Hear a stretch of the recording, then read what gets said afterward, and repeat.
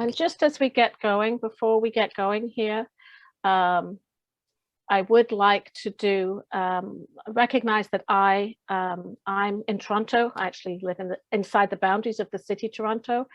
And so I would like to acknowledge that the land that I'm meeting all of you on from today is on the traditional territories of many nations, including the Mississaugas of the Credit, the Anishinaabe, the Chippewa, the Haudenosaunee, and the Wendat peoples. And now it's home to many diverse nations, Inuit and Métis peoples. I also want to acknowledge that Toronto is covered by Treaty 13 with the Mississaugas of the Credit. And I would ask you to think about those acknowledgements from wherever you're sitting today as we learn and live together, walking the path of reconciliation. So welcome everybody to our breakfast webinar today. And today it's on entrepreneurship, and we have an absolutely fantastic panel today to talk about their path along entrepreneurship in all their different areas, because they come from different areas and different experiences. And so I hope today that you'll take the opportunity to ask questions, because I think it's going to be fascinating. If you do have questions, I would ask that you put them in the Q&A. So the Q&A is a button on the bottom beside the closed captioning, which we are also closed captioning. So if that is your preferred way of following along, you can close caption. So Q&A, and try not to put them in the chat because it's hard for our moderator to do both. So please put them in the Q&A if you have questions. So I'll just like to briefly introduce the panel. They themselves will introduce what they do and their businesses and companies and growth in a minute. But moderating our panel today is Parimal Nathwani, who is the president and CEO of the Toronto Innovation Acceleration Partners, which most of us would know as TAP here in Toronto. Joining him is Naheed Kurji, the co-founder and president of Cyclica, Ashley Kennedy, who is the CEO of Neurovine, and Tyler Whale, who's the president of the Canadian Agritech Solutions. And so I'm going to pass it over to Parimal now to start the conversation. Great, thanks, Alison, and good morning, everyone. It's an absolute pleasure to be here today. And despite what seems to be going to be a dreary and wintry day here in Toronto, but excited to be here, and thanks to LSO for the opportunity. And as Alison mentioned, we've got a really exciting panel, an esteemed group of entrepreneurs here that have joined us today to really talk about their journey and tell us about some of the trials and tribulations associated with entrepreneurship. As Alison mentioned, my name is Parimal Nathwani. I'm president and CEO of TAP, formerly known as Mars Innovation. I've been with the organization now for the last 13 years and transitioned over to CEO over the last 2. My background over the last 2 decades has really been at various aspects of the early stage biotechnology space, from operating in a company to working in the tech transfer to working in investment banking. And then more recently, over the last 13 years, sort of bringing it all together at TAP. And at TAP, we're really a membership-based organization that works with the University of Toronto and the 9 affiliated teaching hospitals. And our mission is really to bring health science innovations to life, literally and figuratively. We work with our members, investors, and government to really help drive new company creation in Toronto and Canada out of really the emerging science coming out of these world-leading institutions.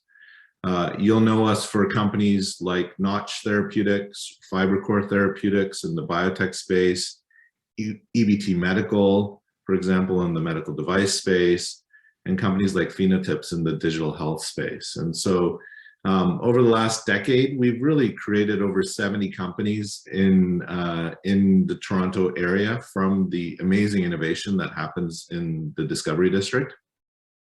These companies have really raised over $1 billion in third-party capital, really validating the significant opportunity of the innovation ecosystem coming out of the Discovery District. Beyond the capital, we have been involved in creating over 1,000 highly qualified jobs.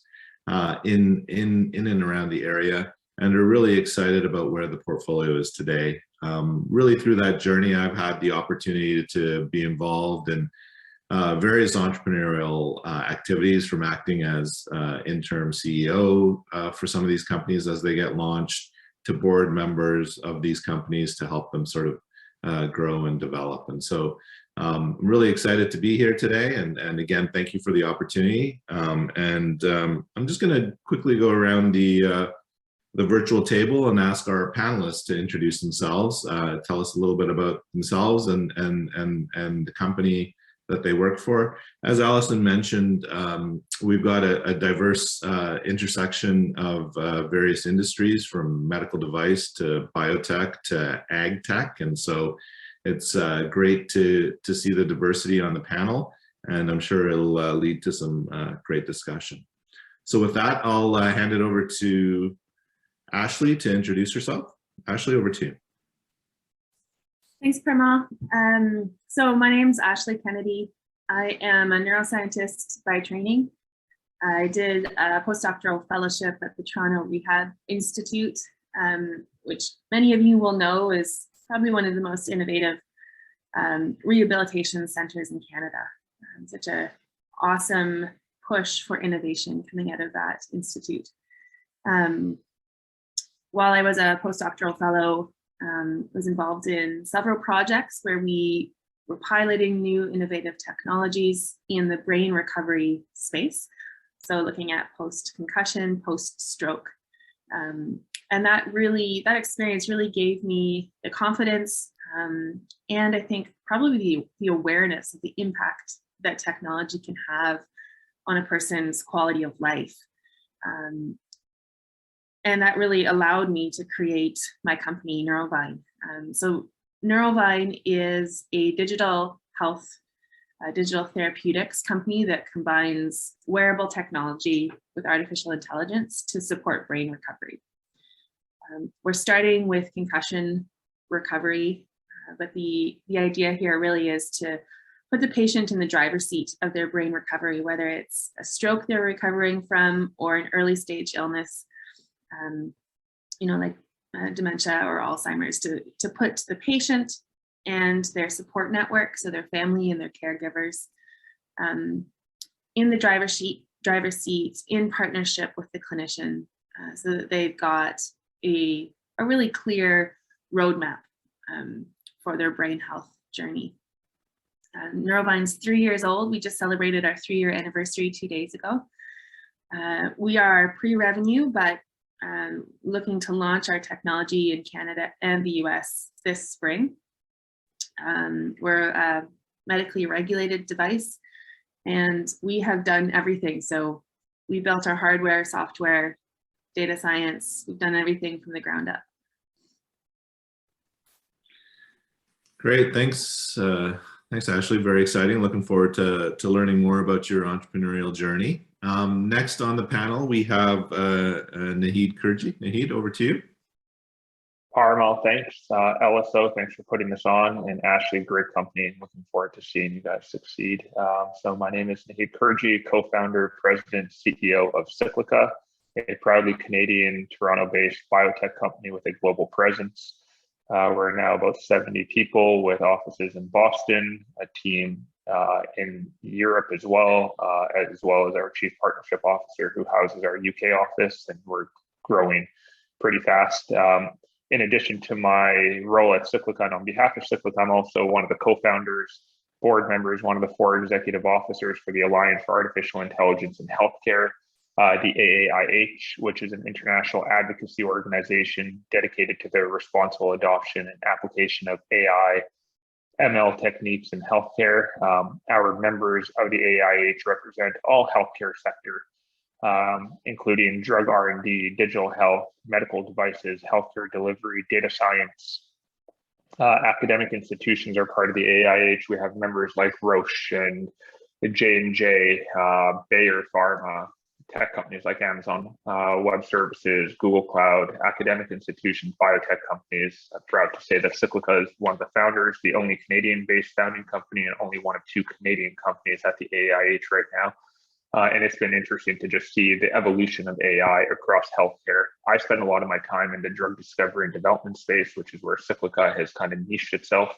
A very exciting space, a lot of capital being deployed to hundreds of companies globally over the past few years, and I'll tell more on the entrepreneurial journey. We've gone from figuring out where we're strong, where we're weak, doubling down, continuing to innovate, and we have, I'd say, in a space of hundreds of companies, we've emerged as one of the more recognized companies, given the vision that we have, which is to do things differently in the way in which medicines are discovered, to not just take a platform and design molecules and advance them for one therapeutic area, but instead, given the breadth and the strength of our platform, how can we, the question that we ask ourselves is, how can we have impact across various diseases, many diseases, and how can we have impact for patients that are desperately waiting for therapeutic responses that otherwise are not being addressed by classical means. With about $40 million of capital to date in a seed, Series A and Series B, we built a pipeline that rivals our contemporaries who've raised 5 to 10x more capital than us. We've also brought on a world-class team. Most recently, Mike Palovich, a former leader of MedChem at GlaxoSmithKline, who has drugs in the market that are found at your pharmacies, and 3 medicines, joined us as our new chief science officer, head of drug discovery. Melissa Landon, who used to lead business development and applied science at Schrodinger, joined us as chief strategy officer. Vern DiBiase, who led R&D data analytics for GSK, joined as our chief partnership officer. So we've amassed a world-class team that's guiding this company forward, and I'm going to talk a little bit about that. We are proudly Canadian, and I'll stop with this. We had the opportunity to go raise much more money by going down to the Valley or to Boston. We selected to stay here because of the talent pool, and I'm very proud of that. Talk a little bit about that today. So, Parimal, back to you. Great, thanks, Naheed, and it's great to see the growth of Cyclica. You know, I've known the company from the emerging days, and so congratulations and kudos on all the progress. So you knew us when we didn't know what we were doing, and now you know us when we kind of know what we're doing. So it's all good, Naheed. So next on the panel is Tyler Welch. So Tyler, over to you. Thanks, Parimal, and same thanks, LSO. It's always such a pleasure to be on your events, because you do such a good job at advocating for the breadth of life science, and that does include agriculture. Also, fellow panelists, what amazing companies you guys have. So I've got a little bit of a different tact here, and that is I grew up dairy farming, so I've got agriculture in my blood, and for the past 15 years, I've been helping a lot of other entrepreneurs successfully launch their companies through a not-for-profit organization called Ontario Agri-Food Technologies.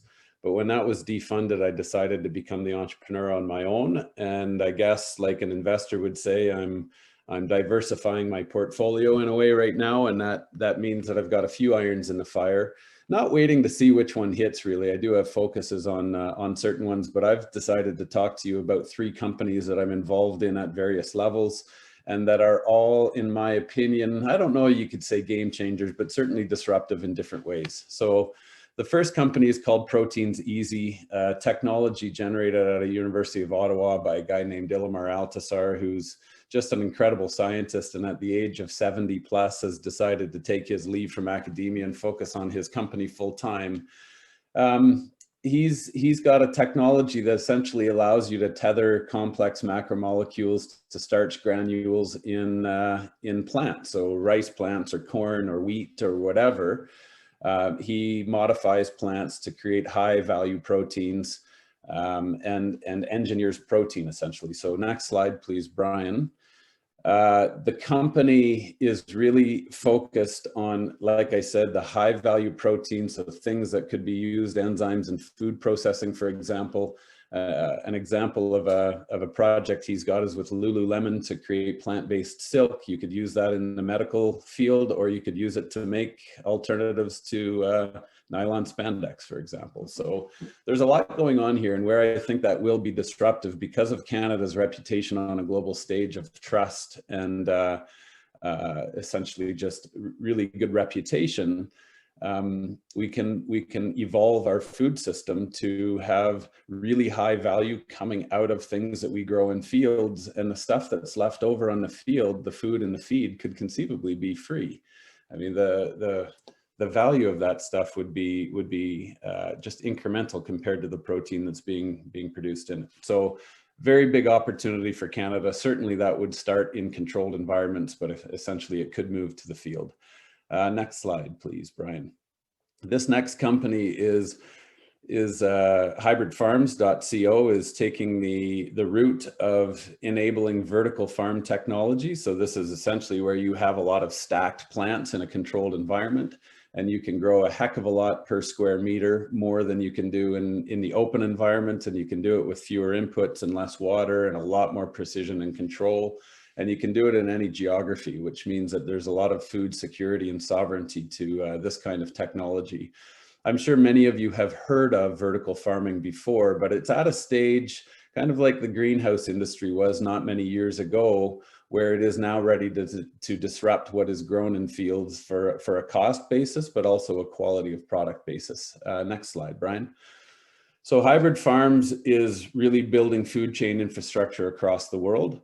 The team has been involved in several builds across the world already, but a group of investors came to the Hybridfarms team and said, why don't you build your own farms and generate the recurring revenue yourselves? We'll put money behind these. Now, each operation is in the many millions of dollars, and that means essentially that you have to have a good ROI. So my role with them right now is to go out and find the offtake contracts, and we are able to bid on the lowest cost food and yet produce the highest value or highest quality food in the categories that are effective at this point. And those are largely the leafy greens, the herbs, the microgreens, mushrooms, those sorts of things. So again, very interesting technology. It's at a stage where I think we're going to see a cascade disruption around the world of how we grow these fairly expensive and delicate crops like the leaves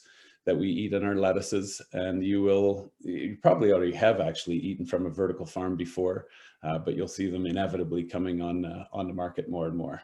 Next slide, please. So this company, Diffusion Technologies, is the one where I'm spending most of my time and a significant equity holder of it. The company has developed an all-natural bioresin that has binding and sealing properties. And what's important about that, it was developed by a guy named Cam Kimula. And Cam, just to describe who he is, he's an entrepreneur, 45 years in the road industry. He's the kind of guy that swam across Lake Ontario the hard way a few times to raise money for his favorite charity. So he's a really determined gentleman. But he created this with his own money over several years in the early 2000s, when green technology wasn't necessarily a thing. It wasn't as hot on the market. So this technology was shelved in probably about 2010 or so, and resurrected a few years later by the oil sands industry, looking for a solution to prevent their big piles of tailings from blowing into the Athabasca Basin.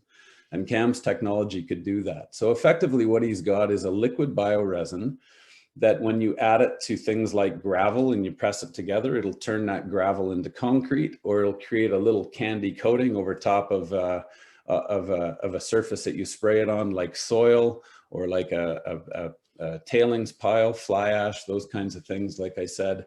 So the markets it can impact are massive and many. The markets include, and you can go to the next slide here too, Brian. The markets include the road stabilization, so secondary road stabilization, concrete. You can use this as an ingredient in concrete or as a sealant on the surface of concrete, mining to prevent acid mine drainage, stockpile sealing and other kind of sealant. So you can imagine water Thompson seal, for example, to seal wood and other porous products. In agriculture, we can replace single-use plastic mulch that's used in horticulture. About 50 million acres every year are covered in plastic and used one time. Or the packaging industry, where you could imagine enabling more paper packaging instead of plastics, because we now have this resin that is compostable and degradable and will impart the characteristics on that plastic you need. So again, Tyler, yep. I hate to interrupt, but can we, are you just sort of wrapping up the intro? Just wrap it up. Okay. Thanks. So yeah, next slide then, Brian. And I was going to say all three of these companies are raising money, and that's part of the role of the early stage nature that we're at, all pre-revenue. And I'll stop there. Great, thanks, Tyler, and certainly a very diverse opportunities in the ag space. Tyler, thanks for sharing. Lots of interesting stuff happening in the ag tech space as well. So we've got a great diverse panel, so I'm sure there'll be lots of interesting points of discussion. And so I'm just going to start it off with some questions. I do remind the audience that they can paste their questions or ask their questions in the Q&A, and I'll keep an eye on that just to keep it engaging and dynamic. And again, I'll ask the panelists to just we'll have a bit of a conversation. So I'll start. I'll start with this first question. We can start off with maybe Nahid, just to mix it up. And so Nahid, could you tell us a little bit about the challenges that you're facing regarding sort of catalyzing and driving innovation? And are there particular gaps that you see, especially in the Ontario ecosystem, that you'd like to highlight? Yeah, so to answer that question, I'll give you all 30 seconds of an overview of Cyclica. We're a 9-year-old company now. Been operational since late 2013. We raised a 1.78 million seed, a 4.65 Series A, and a $23 million Series B, which we closed in April 2020, announced in June 2020. And we've grown from 3-4 individuals with some co-op students to now 70 individuals, FTEs, advisors, board members. The journey has not been like, if you think about the time value continuum, it has been anything but straight. Like, there was just a bunch of stuff that happened, and that's just natural for a startup company. So Cyclica is my second startup. The first one I kicked off with a classmate of mine when I was at the Rotman School of Management in 2011 timeframe in business school. And it was focused on using your smartphone to develop more efficiencies in the restaurant and create more, I'd say, satisfaction from a dining experience perspective. And so we called it the flight attendant call button for a restaurant, where you could order on your phone, you could look at the menu, you could order immediately, you could connect with the POS, you could do everything and minimize the interaction with a server, sometimes interrupting meals. So we put some effort towards this. We had a prototype. We went out and talked to a bunch of these restaurants. We tried to raise some money, which was difficult in that environment. And then we kind of gave up. That was my first failed startup. It took us about 18 months to figure out that we just didn't have the juice to compete with other technologies. The main competitor to us at that point in time sold their technologies to Chili's the restaurant for $74 million with an inferior product than what we were building. And that to me was like, I was in business school full time. I was working at TD Bank part time, trying to do a side hustle on a gig part time. And as a result, we just didn't have the steam to push forward with what was necessary to get to that point. And that was my big first lesson, which was, you can do it here, but you need to be completely dedicated. And then secondly, there is a lot of just stuff that needs to be figured out.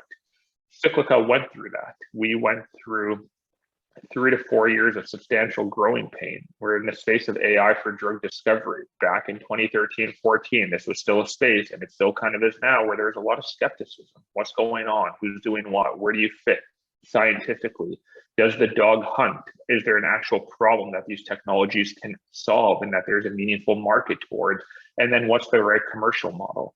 All those things we were fairly impatient with, and we said all the wrong things to the right people, all the right things to the wrong people. And as a result, for a long time, Cyclica's brand was just in kind of chaos. And over the past number of years, we figured out our place. And so when I think about Ontario, to your question, Parimal, the ecosystem is very supportive. There's a lot of innovation that happens. The weakness generally is it's been very strong in research, quite frankly, poor in commercialization of that research. TIAP, a number of institutions are there to solve it. But historically, there haven't been many world-class biotech companies that have emerged from this university ecosystem that I believe ought to. That is changing now, and we can talk a bit about that. I'd say the biggest gap that I continually see, which is starting to solve itself, is capital. Not just like, hey, funding to get companies started. It's very easy to start a company in Ontario, very easy to start a company in Canada. There's a lot of government grants and tax credits and all that kind of stuff. But to scale, that level of capital, it just hasn't been there. It's starting to shift, and we can talk about that in a further question. Great, thanks, Naheed. Certainly agree with you. Scaling companies is the next emerging challenge. 10 years ago when I started, it was certainly getting companies up and going was more challenging. You know, that valley keeps moving, which is a positive thing for the ecosystem. But we keep moving that the challenges downstream of the value chain. So totally agree with you. So Tyler, how about yourself in the context of ag tech? You know, what are you seeing as some of the challenges to catalyze innovation in that space, and you know, what can Ontario do better in that regard? Yeah, great question and a tough one. And I think I have to focus on the early stage capital that Naheed said. It's easy to start a company, but again, when you're pre-revenue, I think it's very hard to raise money still of any substance to get you into the realms of reality. Like you, Naheed, I want to stay Canadian, and I don't want to start a Delco, and I don't want to go down to the Silicon Valley and raise all my money from the Americans who will adopt risk much more. And so really for biodiffusion, for example, we've raised $1 million out of the targeted 2 to 3 for our seed stage, and that's all been grassroots. It's really been the families and friends, and not even in the angel networks at this point, because they are quite frankly overwhelmed, and there's a lot of question marks with any technology at early stage that hasn't necessarily proven itself on the market. There's a ton of innovation going on though, Parimal, and I think one of the other things that's a bit of a problem is that there's a lot of dilution of really good entrepreneurs who are doing good things. And if you could combine a bunch of companies together and have those, let's say a merger pre-revenue, that would be a really interesting thing, I think, for some of our accelerator centers to do, is say, you team match up with this team and let's build a great company together. So I'll just stop there as two ideas. Yeah, and Tyler, I think that's really great. Again, I think it relates to building companies of scale and breadth in the context of making sure that we're not setting ourselves up too small, and making sure that we're thinking bigger and broader. So Ashley, how about from your perspective, you know, in the sort of digital therapeutics medical device space, you know, what are you seeing as some of the challenges catalyzing innovation, and how can Ontario do better in that context?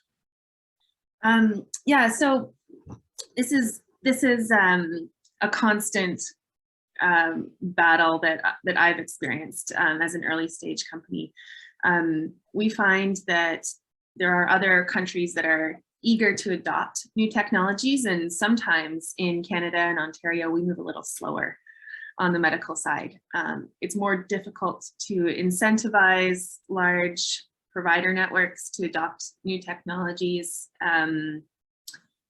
Even when we get right down to, you know, individual physicians, sometimes it can be more difficult to incentivize them to adopt new technologies. Whereas we go to the United States and they've got, you know, 5 different technologies that they've already implemented and they're eager for more. It's a different mindset in the medical community in the US. And so you see a lot of Ontario-based companies, you know, in pitches, really not even defining the Canadian market. Their pitch will be completely focused on the United States and how do we get this technology down south of the border. So I think that's, you know, one of the things that we're continually trying to work with people in the healthcare industry to understand how we can bring our technology to the Canadian market, as well as pursuing south of the border. And then of course, funding is always tricky. Tyler, we're pre-revenue as well. And you know, we've been fortunate to raise our capital in Canada so far, but we're at that fork in the road where we now need to scale. And so can we do that here in Canada, or are we going to have to set up a corporation in Delaware and start raising American money? And, 3 years ago, I was very idealistic that Neurovine would stay Canadian, but we also have a really important technology that we want to bring to market. And so if we need to go to the US to do that, we will. Great. Well, I mean, certainly, Ashley, procurement has been, directly into our health systems or directly to consumers has been certainly a challenge. I know there are various programs that are working on that, like the Can Health Network and a few other initiatives in Ontario. But I think COVID has certainly shown us that the opportunity in front of us in the context of procurement of some of these technologies, and so hopefully we're on that sort of upswing in the context of procurement. I'm certainly seeing that in the context of some of the conversations we're having. And then capital point, I think I certainly agree. Growth capital and scaling capital is much more challenging in the context of Canada. However, that said, I think capital really doesn't have any borders in the context of bringing capital into Canada. I think there's many companies that have done it. I mean, Nahid's done it. I'm sure you will as well, and Tyler will as well, in the context of maintaining that Canadian identity, maintaining that Canadian presence and growth, and just attracting international capital. I think that's certainly a great opportunity, and certainly something that's emerging. Carmel, I also want to say, like, on the positive side, specifically in the neuro space, because that's where I am, but man, it's awesome to see the young companies willing to partner. The collaboration between small startups and even larger scale companies who are Canadian, that partnership and that kind of collaboration is really, I think it's really special, and part of the reason that we do want to stay in Canada. Absolutely. I'd love to just comment on that in two things. I know, Parmal, I'm sure you have your set of questions that you want to go through. Let's make it dynamic. And that what Ashley just said is exactly the big opportunity that Cyclica has and continues to see. Is good innovation. It happens all over the world. You don't need to be on the coast, in the Valley, or in Boston, or in New York. Largely, there's a lot more capital there. But innovation, I think the epicenter of innovation in the life science space is between, especially in the world of computational life sciences, computational drug discovery, nanotechnology, et cetera, is happening between Waterloo all the way up to Montreal. There's so much that is happening in this beltway, with the epicenter being Toronto. The question then becomes, how do you then translate a lot of that research into commercially viable companies? Now, over the past few years, I'd say with Mars Discovery District, Mars Innovation, now TIAP, you have OICR and FastFit, you have J Labs that has come in and created an environment to house a bunch of these companies, provide them with the support and resources. You're seeing so much more on the ground innovation. Where we've seen the biggest opportunity is companies, biotech companies, have a challenge raising money in Canada. Full stop. There's just a lot of demand and not enough supply, and that supply asks the wrong questions for futuristic thinking. The risk paradigm, in my view, is completely off, but we can talk about that separately. And as a result, where we've seen is like so much opportunity with early stage biotech companies who are raising money to do things that Cyclica does, and we do it so much more efficiently. So instead of them having to raise money to go buy chemistry or buy the process of bringing a molecule through preclinical, we come in and we just partner with them. We say, you don't need to exchange capital for us. We'll take equity in the company, or we'll share in the IP and the ownership of the assets together. And that has then allowed us to spark a completely new wave of innovation, keep costs down because it's hard to find, move the inflection points both for us and for these companies. And last week at OBIO, we launched Perturba Therapeutics, a program, a spin out with the University of Toronto. Really exciting work being done there. And now, just in this past week since we announced, Perturba is in the process of raising now a seed round of financing in the millions of dollars. Why? Well, because we saw a really interesting opportunity at the grassroots to translate. And now we're going US to raise the capital because they're able to move that much faster. But importantly, we're staying Canadian. And I think that dynamic of cross-border capital, drive capital out of Columbus, Ohio. If you're in the space of like really futuristic big bets, reach out to Drive Capital. Contact me. Very interested in Toronto as an epicenter as part of their thesis. They've invested in Coho and Applyboard and Cyclica and probably half a dozen other companies. But sorry, I just wanted to jump in and tie Parimal, your comment with what Ashley's saying. There's still big opportunity at the grassroots.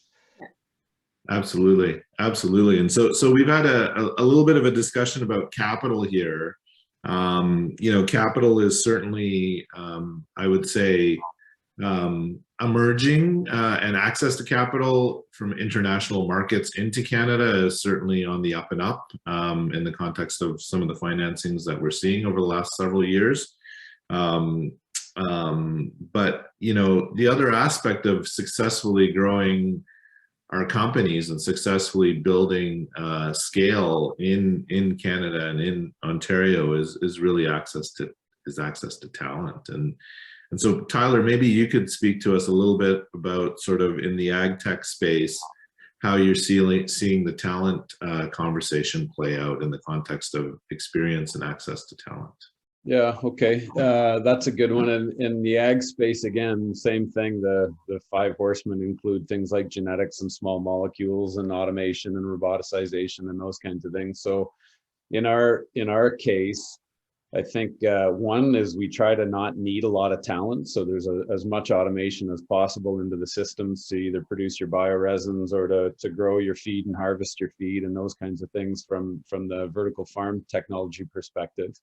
But the other talent that's out there are farmers, and they're used to doing a whole lot of things. And these are new technologies that farmers can implement and use as well. So I think a big part of it, Parimal, is having to train. So I'll use vertical ag as an example. Right now, there is no place in the world to train what we call a master farmer in the vertical ag space.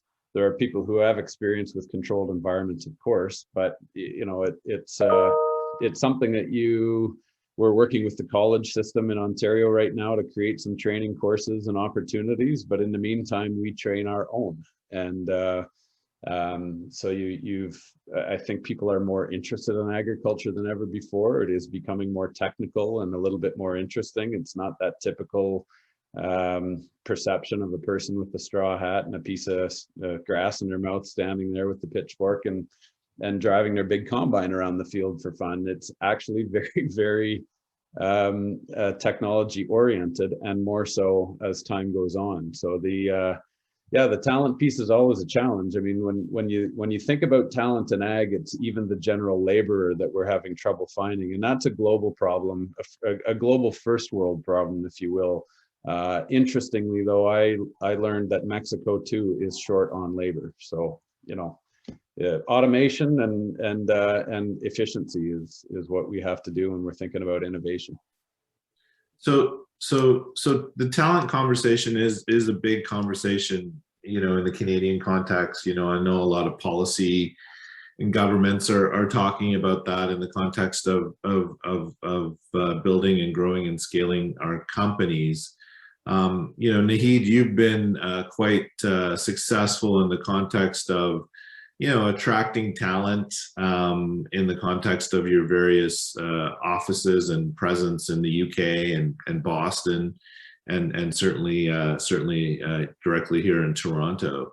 You know, how does Cyclica think about talent, and what are you seeing as sort of the emerging opportunities for access to talent? You know, I think the job of a CEO is to obsess over talent and to obsess over team and culture more than anything else, especially at the stage at company that we're at. So I'd say talent and talent management is 50% of what's on my mind on a day-to-day basis.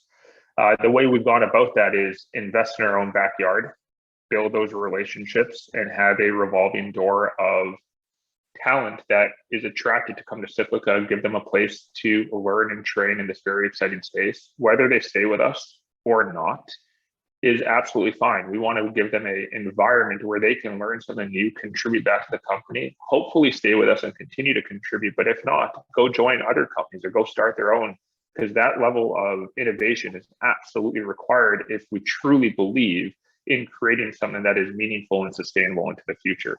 And so we have people that have come and gone to Cyclica where we have deep relationships. They've gone to companies like Deep Genomics and BenchSci and other organizations. One is co-founded another biotech company. And that's all really good for us. As we've grown, we have a mandate: hire, reward, retain the best, brightest, most committed people in the industry and put them to work on the hardest problems. We have a ENPS that kind of floats around 70%.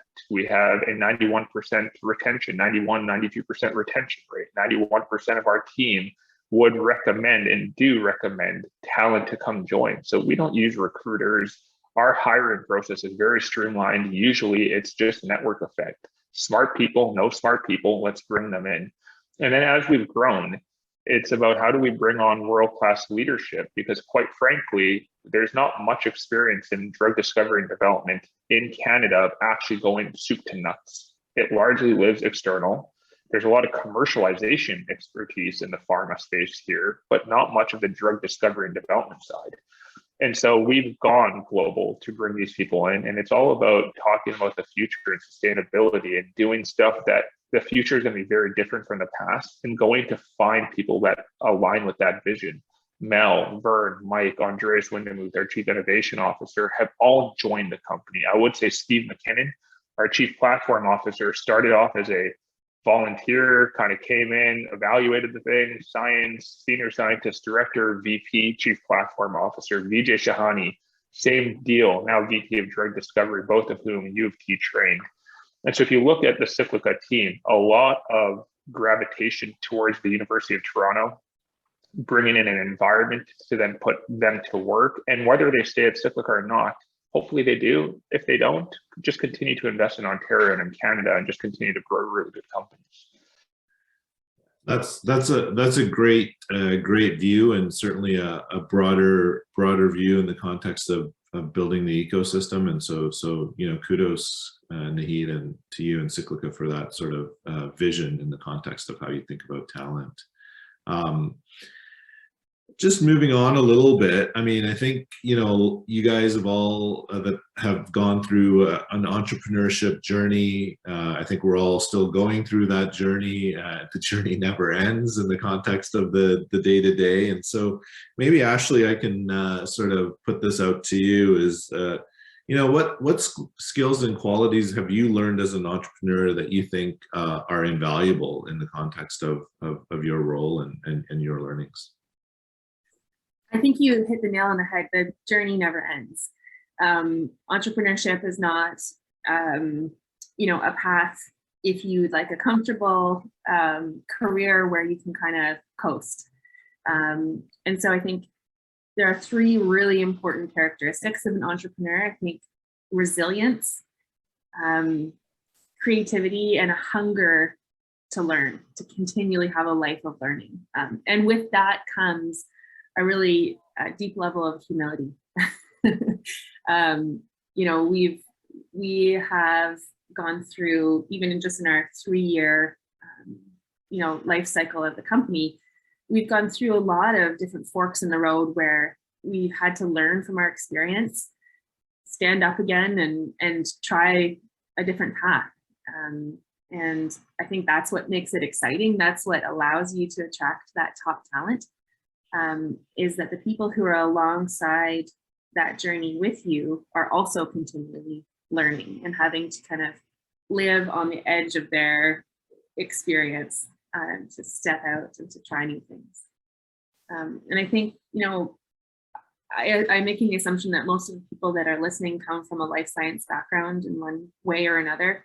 And I think one of the really awesome things that we can do coming from a life science background is that we can assess a situation and continue to learn from what we know. And we're taught how to learn, I think is what I'm trying to say, especially if you've done any graduate work. Basically, graduate work teaches you how to learn, and that's why our executive team has been so successful so far. We are all first-time founders, but we're hungry to learn, we're creative, and we're really resilient. We see the vision that Neurovine can become, and we're willing to take feedback to get us down the path to make this idea come to fruition, really. So I think, yeah, those are my main characteristics that I think have served me well as an entrepreneur. Great. I see, Nahid, you put up your hand. I want to ask you a question, Parmal, right? Not just one way from you to three of us, but you introduce yourself, TTO, tech transfer office, banking. You know, you've been involved with TIAC, Mars Innovation for the past 13 years and now have a view of kind of the industry, not just in Toronto, Ontario, but now kind of across Canada. How have we evolved from talent to and what are we doing with that talent? Is it still, are you largely focused in on really good research, but not really homes to go and apply that research and build companies? At what point on a scale of like 0 to 10, 0, like very much research focused, 10, we are absolutely commercially minded with the talent strategy, are we, and where do we think we will be over the next few years? Yeah, I mean, that's a great question, and certainly, you know, it's been a significant evolution, Nahid. You know, as you mentioned, I think over the last decade or so, both access to capital and access to talent have been evolving as the ecosystem has evolved, and I think certainly in a very positive way. I would say capital has evolved faster than access to talent in the context of the community. But I would say that, you know, at least when we start thinking about companies, you know, when we first started thinking about building companies, you know, 7-10 years ago, we would always start very much at the scientific and technological level. How can we sort of, you know, bring the right science and the right people to the table in the context of understanding the science? Now, the first thing that we do is, you know, really look for that sort of executive leadership to help us build the vision around the opportunity. And the science will come and evolve. We've got the great science, we've got the foundations there, we've got a great community, and really making sure that that vision and leadership is instilled into the opportunity early and drives that early strategy is really critical. And so, you know, we've had some interesting opportunities in the context of access to talent. You know, we are seeing some brain gain rather than brain drain. You know, one of our companies, Vasimune Therapeutics, has a CEO that formerly Toronto, did grad school in Toronto, went to the US with Amgen, Pfizer, and now has come back to be the CEO of Vasimune. We're working on a digital therapeutics company where we're working with you know, a Boston-based CEO who's looking to spend half of her time here in Canada. And so I think the talent question is evolving, and I think there's a, you know, real significant opportunity, just really in the context of the type of companies and the type of access to capital that we're starting to see here in Canada. So just cognizant of time here, maybe Tyler, I can sort of come to you and really ask you about some of the skills and qualities that you've learned in the context of your evolution. I mean, you've been involved with multiple companies and had you know, quite the trajectory in the context of being involved in multiple things. So can you tell us about some of the qualities that you think are critical and invaluable in the context of entrepreneurship? Sure. And boy, there's so many books written about these kinds of things, but I certainly will say resilience and persistence and stubbornness and all those kinds of things. You have to, I've just been typing answers to questions in the background and things like what's evaluation? Is it an art or a science, for example?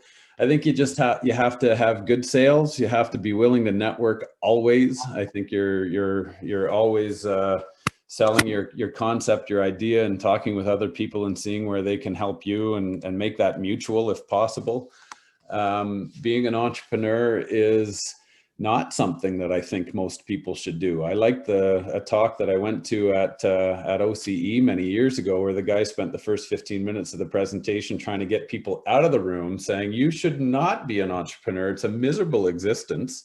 Unless you're still here and driven to do it, it's going to be quite a ride. And, you know, Naheed, for example, 9 years or whatever it's been for you. And it was probably before that, before you finally start to see that success turnover. Biodiffusion's been developed since the late 90s, and it'll find its place hopefully in the next couple of years and could be extremely disruptive. So I think you have to have a vision. You got to have persistence and longevity. You have to have, I don't like to say luck, but serendipity maybe. And in terms of characteristics, you got to be smart too, willing to pack other smart people around you and listen to their advice and maybe make some pretty hard decisions. You know, drown a few babies, and that's one of those things you take out of the recording, I'm sure, Jason, but you make sure that some of the things that need to die, and some of the things that need to succeed. And you know, a lot of people tell me, for example, you got to focus. And I've heard that throughout this conversation too. And sometimes your focus is to not be focused. So you can find the right thing and then you latch onto it. In the sense of, you know, biodiffusion, I talked about 6 massive markets. Our extreme focus is to make an ingredient and let the existing infrastructure apply that ingredient. We are just figuring out different ways that it can work in some of those markets. So we've got a sales sheet or a marketing sheet to deal with. So anyway, I don't know. I mean, there's a ton of characteristics there, but honest, authentic, resilient, persistent, stubborn, yeah, I mean, entrepreneurs are a unique breed and everybody's experience is different. That's what's kind of neat about this. I mean, I got a PhD in immunology and I'm working on some of the more basic things you might think in ag tech right now. And it's a fascinating journey. And while I was doing my PhD, I started a recycling company in Saskatoon, for Pete's sake. I mean, that was to raise money for my rugby team. So it's kind of one of those things that's in your blood, and it's coming to the forefront again. That's great. Certainly some great qualities in there. So we're sort of coming to the end of the panel here. I know, thanks to Tyler for answering some of the questions in the Q&A box. Maybe I'll just pick one here that's still outstanding here is, and maybe this to Ashley is, you know, what accounts for the different mindset on adoption of technology in the US versus Canada, and what should we be doing differently here? Yeah, so I think there's a lot that we already are doing for adoption of technology in Canada, but you know, the US is just driven by capital. The healthcare system is so different. You know, even just billing codes incentivize clinicians in a very different way than they do in Canada. The value-based care that's being implemented in the United States just makes it easy for doctors to get paid to adopt new technologies. And we have a different healthcare system here. And so I think as companies, we just need to get creative in terms of how to partner with these clinicians. We sell through our clinics, and so have found different ways to incentivize these clinics to be part of the journey with us. Yeah, Parma, I think you can probably answer that question, like follow on, build on that. Yeah, no, I think it's very fair. I think the healthcare system has different metrics that are driving the systems in Canada versus the US, and I think that is one sort of meaningful contributor. You know, and I think just the sheer size of population is obviously a factor as well. I'm cognizant of time here, so you know, one last sort of 30 seconds from each of the panelists before we hand it back to Jason. So, you know, what is the best piece of advice that you could give based on your sort of journey? And maybe I'll start, and I'll sort of say, you know, passion is what drives entrepreneurship. and make sure you're passionate about what you're doing, because that's really going to enable you to do all the crazy things, work all the crazy hours, and be that creative leader, creative entrepreneur to really drive your business. So that would be my sort of piece of advice. Ashley? I would say to be really creative, curious and creative, actually. So just, if you're building technology that impacts a certain population, you need to spend 100 hours talking to that population before you build anything. And then from those conversations, talking about pain points, frustrations, that's where the creativity starts. And that's where you can really build and innovate to solve real problems, rather than trying to do it in isolation and building something that you think people would like. You need to flip it. You need to spend significantly more time talking to those customers and understanding their pain points really intimately. Tyler? I'm going to do a couple, but networking and sales never stop networking and selling. Like I said, on that note, all 3 companies I'm involved with are raising. If anybody's curious, let me know. But the other thing is, oh shoot, I forgot the other thing that I was going to say, so I'm going to skip. Maybe I'll come back to me, but yeah, just off into the ether. I'll come back to it. I'll remember in a sec. Naheed. Over to you. Last word. Yeah, you give me 30 seconds. I'll say, as an entrepreneur, be bold, be courageous, be curious, and continually learn. You don't have to have a PhD to get into a specific area. You just ask yourselves questions. I don't have a PhD, I don't have an MSc, and somehow leading an AI and drug discovery company. How? It's through curiosity and surrounding yourself with the best people on people. Meaning leads to satisfaction, leads to happiness, leads to productivity, leads to value.